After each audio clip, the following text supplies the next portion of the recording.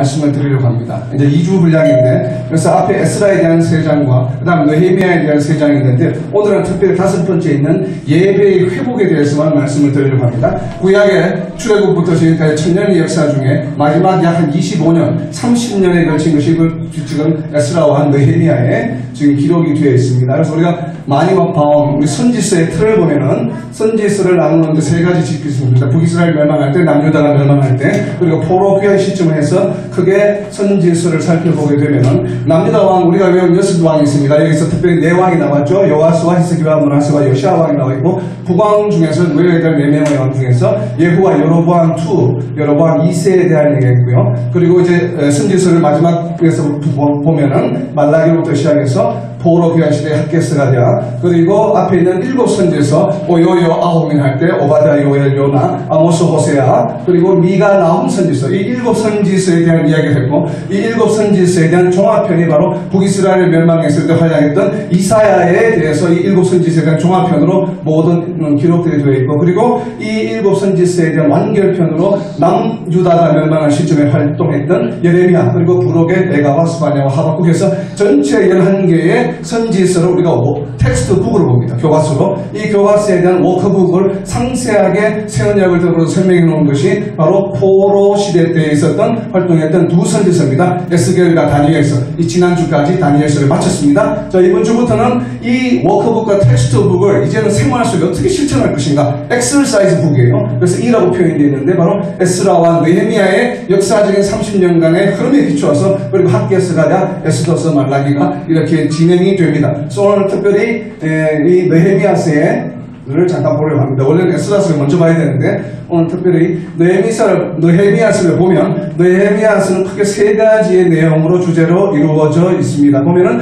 성벽을 중건하는 것과, 그리고 예배의 회복과, 그리고 리더십, 그러니까 느헤미야의 리더십을 많이들 말씀을 하시는데, 실제적으로는 신본주의 리더십에 대해서 나타내고 있고, 이렇게 크게 3가지의 내용이 느헤미야서 13장에 걸쳐서 그 내용을 담고 있습니다. 그래서 느헤미야서의 개혁의 틀이라고 이름을 붙였는데, 느헤미야서의 전체는 13장을 이렇게 한눈에 보면, 원샷을 보면 처음 1장부터 8장까지 6장을 제외한 7장에 걸쳐서 1, 2, 3, 4, 5, 7, 8에 있어서 바로 느헤미야의 신본주의 리더십에 대해서 이야기를 하고 있습니다. 그래서 리더십을 잠깐만 보겠습니다. 리더십을 보면은 이렇게 15가지 리더십이, 자, 1장부터 시작해서 2장, 3장, 4장, 그리고 5장, 그리고 쭉 나서 7장과, 그리고 마지막에 8장에 걸쳐서 신본주의 리더십에 대해서 15가지 이야기를 하고, 이건 자세한 것은 다음 강의 시간에 정식으로 강의하도록 하겠습니다. 그래서 리더십, 신본주의 리더십에 대해서 7장에 걸쳐서 말씀을 하고 있고, 그리고 6장에서는 바로 이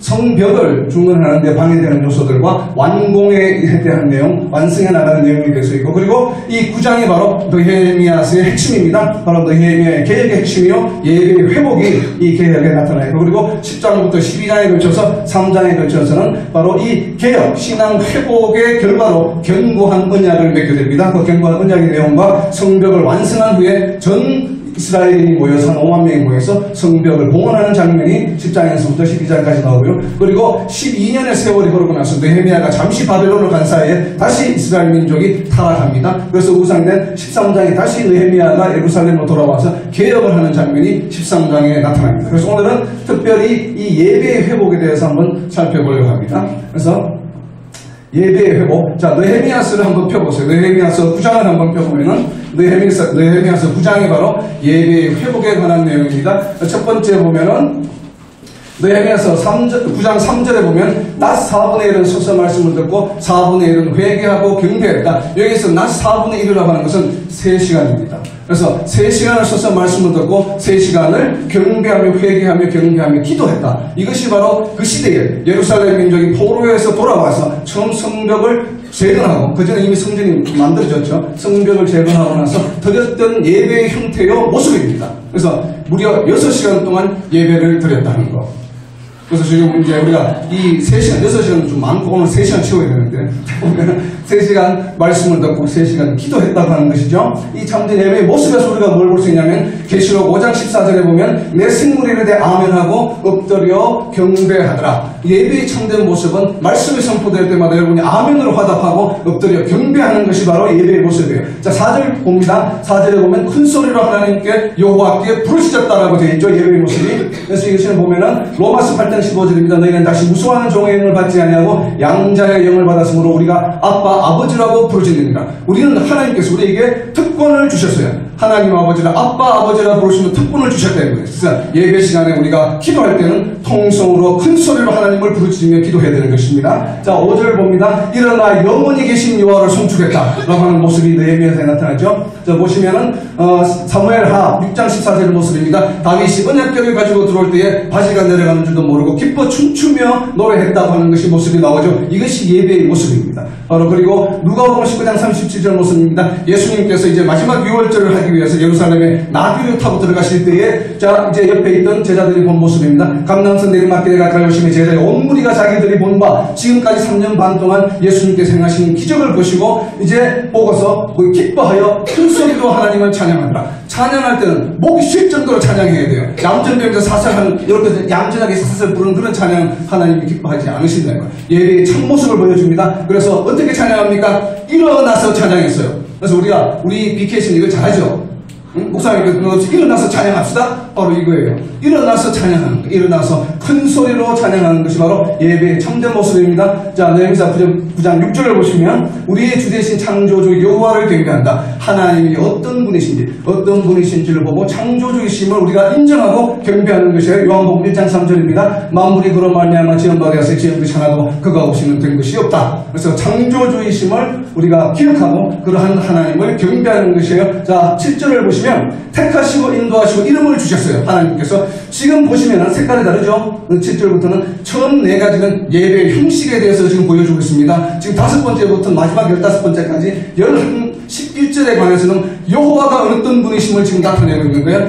지금 보시면 내용이 전부 뭐예요? 과거 이스라엘 민족이 출애굽으로부터 시작해서 지금까지 걸어온 역사적인 것을 느헤미야가 회상하면서 기도합니다. 구약이 바로 뭐예요? 예루살렘 이스라엘 민족을 통해서 하나님께서 함께 사역하시면서 여호와가 어떤 분이신지를 보여주시는 것이 바로 구약이에요. 하나님께 사역하는 3가지 방법이 있다고 그랬죠. 하나님께서 직접 하시는 방법, 천사를 통해서 하시는 방법, 사람과 함께 역사하시는 방법. 그래서 이 구약의 내용은 이스라엘 민족과 사람을 대표해서 함께 하시면서 여호와가 어떤 분이신지를 보여주시는 것이 지금 7절부터 계속 나옵니다. 지금부터 여호와의 모습. 그리고 이 모습에서 우리가 어떻게 경배해야 되느냐? 택하시고 인도하시고 우리에게 이름을 주셨어요. 어떤 이름을 주셨습니까? 하나님의 자녀가 되는 권세, 하나님의 자녀라는 이름을 주셨어요. 우리에게. 바로 그래서 요한복음 1장 12절에 영접하는 자와 그 이름을 믿는 자들은 하나님의 자녀가 되는 권세를 주셨다. 이런 권세, 아빠 아버지라고 부를 수 있는 양자의 권한을 주신 하나님께 우리는 어떻게 해야 돼요? 감사하는 것이 예배예요. 자, 8절입니다. 언약을 세우시고 이루시는 의로우신 주님이시다. 하나님께서 언약을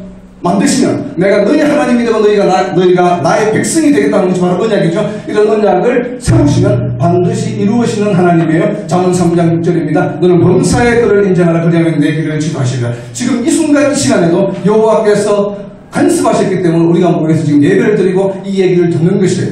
모든 일에 여호와를 인정하는 것이 예배의 기본입니다. 자, 9절입니다. 고난을 감찰하시고 부르짖음을 들으시고 하나님께서는 우리의 고난을 들으시고 우리의 부르짖음을 들으시는 분이세요. 그래서 그러한 하나님이시기 때문에 우리는 어떻게 합니까? 아무것도 염려하지 말고 다만 모든 일에 기도와 간구로 너희 구할 것을 감사함으로 하나님께 아뢰고 기도하고 간구하는 것이 바로 우리가 예배입니다. 예배에 와서 세상 근심을 하고 앉아있으면 안 돼요. 예배하러 오는 순간부터 모든 것을 하나님 앞에 내려놓고 예배에 집중하는 것이 바로 우리가 예배드리는 방법입니다. 10절 말씀입니다. 이적과 기적을 베푸사 명예를 얻으셨다. 하나님은 이적과 기적을 베푸시는 분이에요. 그래서 마태복음 21장 22절에 있습니다. 우리가 너희가 기도할 때 무엇이든지 믿고 구하는 것은 다 받으리라 하십니다.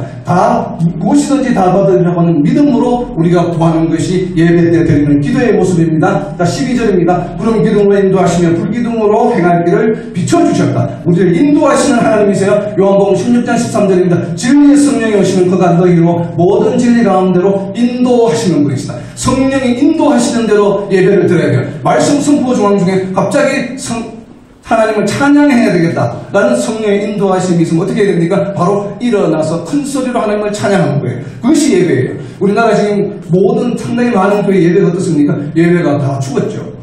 그래서 얼마 전에 제가 들은 한 목사님의 설교 말씀 중에 옛날에는 썬데이 크리스천이라는 말이 있었는데 요즘에는 썬데이 크리스천은 없어지고 2시간짜리 교인만 있다고 얘기하거든요. 교회 오는데 30분, 돌아가는데 30분, 예배 1시간. 그래서 이제 2시간짜리 교인이에요. 크리스천이 아니고. 교인은 교회라고 하는 공동체에 등록되어 있는 사람, 성도가 아니죠. 그런 사람만 즐비하고 우리가 진정으로 예배드릴 모습이 어떤가? 성령의 인도하심에 따라 때로는 일어서서 찬양하고 때로는 일어서서 기도하고 이것이 예배예요. 형식대로 그냥 말씀 몇 마디 있고 그러시면 예배가 보면 만담이냐 농담이나 그냥 하고 그냥 웃고 떠들고 그냥 감정적으로 조금 은혜가 되면 은혜 받았다. 그 은혜 받은 게 아니고 익사이팅 된 거죠. 은혜 받은 것과 익사이팅 된 거 착각하면 안 돼요. 예배는 드리는 것이지 내가 보는 것이 아니에요. 기도할 때 통순 아까 대표 기도인데 왜 또 기도하시지? 이런 마음을 여러분 마음속에 가지고 있으면 여러분 이미 예배자가 아닙니다. 그 순간 여러분 뭐예요? 예배를 보러 온 사람이요, 예배에 참석하러 온 사람이요, 하나님께 은도잔치로 온 사람이에요. 예배를 드리는 예배자가 아니다 이거예요. 예배를 드린다고 하는 것은 내가 나 자신은 그야말로 하나님께 온전히 드리는 것이 예배예요. 그래서 성령의 인도하심에 따라 우리가 예배를 드려야 됩니다. 13절 말씀 강림하사 규례 율법 율례 계명을 주셨다. 이게 뭐예요? 하나님의 말씀이죠. 하나님의 말씀은 바로 모든 성경은 하나님의 감동으로 된 것을 우리가 말씀을 묵상하고 이 말씀을 마음속 깊이 새겨야 됩니다. 14절 말씀입니다. 안식일을 알리시고 계명 율례 율법을 명하셨다. 주신 것과 명하신 건 다르죠. 명하신 건 뭐예요? 지키라 이 말이죠. 그래서 야고보서 2장 10절의 말씀에 이와 같이 행함이 없는 믿음은 그 자체가 죽은 것이라. 우리가 말씀이 선포되는 말씀을 듣고 그 말씀이 내 가슴에 와닿는 순간에 예배 시간 중에 울며 통곡하며 회개해야 돼요. 여러분.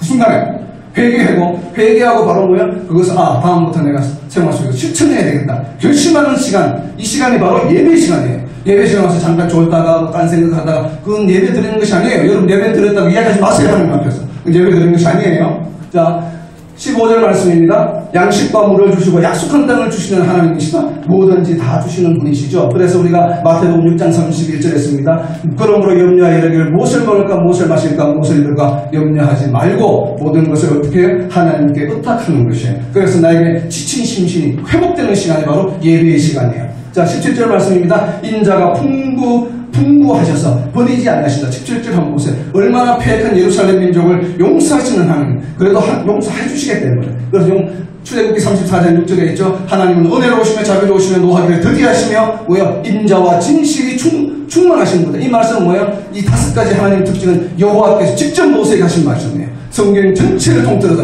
유일하게 하나님께서 직접 나타나셔서 직접 음성으로 들려주신 여호와의 특징이 바로 출애굽기 34장 6절에 있습니다. 그리고 7절에는 3가지의 특징이 더 있죠. 그래서 기본적인 5가지 특징, 인자롭고 은혜로우시고 자비롭고 노하기를 더디하시며 인자와 진실이 충만하신 그런 하나님이시기 때문에 우리가 이 예배에 와서 뭘 해야 되냐면 지난 한 주간 동안에 지은 모든 죄를 주님 앞에 회개하는 것이 바로 예배의 시간이에요.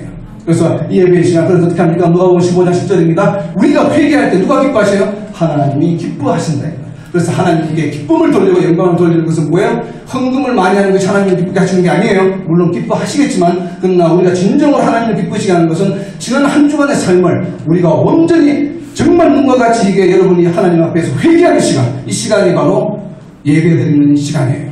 여러분이 만약 회개하지 않았다면 여러분이 예배드린 것이 아니에요. 그냥 운동장직에서 오늘 일주일 만에 한 번 할 일을 했다라고 생각하는 예배에 참석한 것이지 예배를 드린 것이 아니라 이 말이에요. 자, 20절에 보면 선한 영을 주사 가르치신 하나님이시다. 그래서 보시면 누가복음 12장 2절입니다. 예수님께서 제자들을 복음의 전선에 내보낼 다시 말씀이죠. 마땅히 할 말을 성령이 곧 그때에 너희에게 가르치시리라. 성령이 인도하시는 대로 성령이 가르쳐주시는 말씀이 선포되고 그 말씀 우리가 듣고 또 성령이 인도하시는 대로 우리가 말하고 행동해야 된다는 거죠. 생활 속에서 실천이 되어야 되죠. 이것이 예배라는 것이죠. 자, 느헤미야 9장 27절입니다. 마지막입니다. 하늘에서 들으시고 구원자들을 주어 구하신다. 지금 이 순간에 하늘에 누구 계세요? 하나님이 계시고 예수님이 계신데 우리의 기도를 지금도 들으신다. 이 시간에 내가 지금 마음속으로 하는 기도를 들으시고 내가 어렵고 환난과 시련과 정말 세상적으로 불가능할 것 같은 일들에 어려움 속에 처해 있을 때 내가 기도하면 어떻게 돼요? 하늘에서 들으시고 하나님께서 누구를 보내주셔요? 그 문제를 해결할 구원자를 보내주신다는 거예요. 내가 정말 인도인으로 인해서 스트레스 받고 직장 동료로 인해서 스트레스 받고 아내로 인해서 남편으로 인해서 자식으로 인해서 부모로 인해서 스트레스 받고 있대. 도저히 해결될 기미가 안 보여요. 그럼 어떻게 해야 됩니까? 하늘에서 들으시는 예수님을 의지해서 기도해야 돼요. 골방에 가서 3시간만 기도해보세요. 여러분 풀립니다. 문제가. 근데 그렇지 아니하고 계속 스트레스 받고 다음 주에도 또 그 스트레스 똑같은 스트레스 그 다음 주에 또 똑같은 스트레스. 그건 여러분 예배를 안 드렸기 때문에 그래요. 예배를 드리지 않았기 때문에.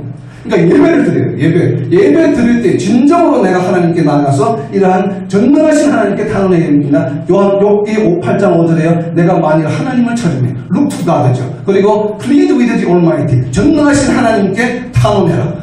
하나님 나라 백성이 보면 첫 번째와 두 번째죠. 이것을 해야 돼요. 어려움이 있을 때, 힘든 일이 닥칠 때, 도저히 내 회사 굳어날 것 같다. 그럼 어떻게 해야 돼요? 골방에 들어가서 기도해야 돼요. 하나님께 탄원해야 돼요. 그래야 길이 열립니다. 그죠? 세상적인 방법으로 풀려고 하면 안 돼요. 절대로 풀려지지 않습니다. 내가 그래서 이렇게 지금 15가지 참된 예배의 모습을 이제 정리하면은 예배는 뭐예요? 하나님과의 만남이에요. 일주일 동안 떨어져 있던 하나님과 내가 지금 하나님과 만나러 오는 것이고 내가 세상 죄로 인하여 친구들로 인하여 혹은 동료들로 인하여 아니면 부모나 남편이나 아내로 인하여 내가 나에게 무너졌던 영성을 멀어졌던 하나님과의 관계는 뭐예요? 다시 관계를 회복하는 것이 바로 예배예요. 그리고 전지전능하신 하나님, 나에게 아빠, 아버지라고 부를 수 있는 특권을 주신 하나님께, 내게 기도할 수 있는 능력을 주신 하나님께, 기도할 수 있는 자격을 주신 하나님께 뭐예요? 그런 하나님을 송축하며 경배하는 것이 예배예요. 여기 와서 앉아서 그냥 멀뚱멀뚱 쳐다보면 그거는 예배의 방관자예요.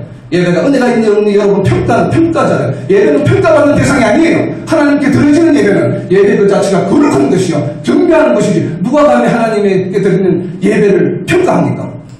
여러분이 하나님 위에 있는 존재예요? 절대로 그렇잖아요. 그런 경험은 버려야 됩니다.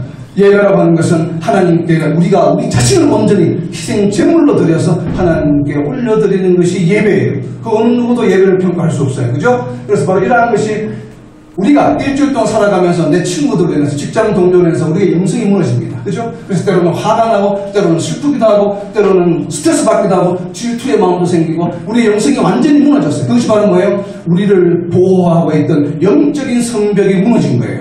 지금 느헤미야가 보고 있는 예루살렘 성벽이 무너진 것 같이 우리의 영적 신앙생활하는 것이 무너졌다는 세상 속에서 그것을 어떻게 해야 돼요? 느헤미야가 성벽을 중건한 것 같이 우리가 새로운 일주일을 살아가기 위해서 뭐예요? 우리가 새롭게 우리의 무너진 영적인 성벽을 재건하는 것이 바로 주일날 모여서 우리가 드리는 예배예요. 예배를 통해서 찬양을 통해서 종사를 하고 기도를 통해서 성벽을 쌓고 그리고 말씀을 들음으로 해서 성문을 만들어서 이제 성문에 자물쇠를 채우고 외세가 세상적인 것들이 세상에 어떤 스트레스지 물질적인 스트레스 내가 인도 친구들 동료들의 스트레스가 나를 공격해올 때 다음 일주일 동안에 공격해올 때 뭐예요? 이 성벽 거룩한 성벽이 나를 지켜줄 수 있도록 하는 것이 그러한 작업이 이루어지는 것이 바로 주일날 드리는 주일 예배입니다. 그래서 예배는 목사님이 하시는 것도 아니요 기도자가 하시는 것도 아니요 찬양대 성가대가 하는 것도 아니에요. 예배의 주체는 누굽니까? 예배의 주체는 바로 나 자신이에요. 내가 거룩한 제사장이 되어서 하나님께 나 자신을 거룩한 희생물로 바쳐서 하나님과의 관계를 회복하는 것이요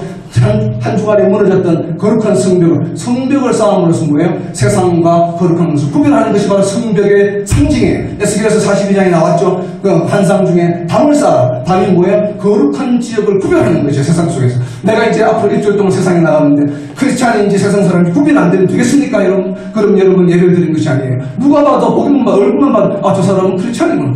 느낌이 들 정도의 여러분들의 모습이 변화되고 회복되는 것이 바로 예배예요. 그래서 그런 거룩한 성벽을 중건하는 것이 바로 우리가 주일날에 드리는 예배다 이거예요. 그렇게 하기 위해서 어떻게 돼요? 우리가 열심으로 자발적으로 예배를 드려서 하나님과의 관계가 바로 회복되어야 된다. 그래서 느헤미야서의 핵심은 바로 뭐냐면은 예배의 회복이에요. 예배의 회복을 하면서 우리가 스트리처, 말씀과 회개, 예배 회복의 핵심은 말씀과 회개죠. 그래서 뭐가 회복이 돼야 돼요? 바로 하나님 나라의 회복입니다. 그래서 내가 지금 예배를 드리면서 하나님 나라가 내 속에서 회복이 되었었죠. 이제는 앞으로 세상에 나가서 일주일 동안 생활할 때 하나님 나라의 백성으로서 빛을 발하고 그 사람들에게 크리스찬이 어떤 모습인지 보여주는 준비 작업을 하는 것이 바로 이 예배예요. 그래서 예배가 대단히 중요하죠. 그래서 바로 보시면 마지막입니다.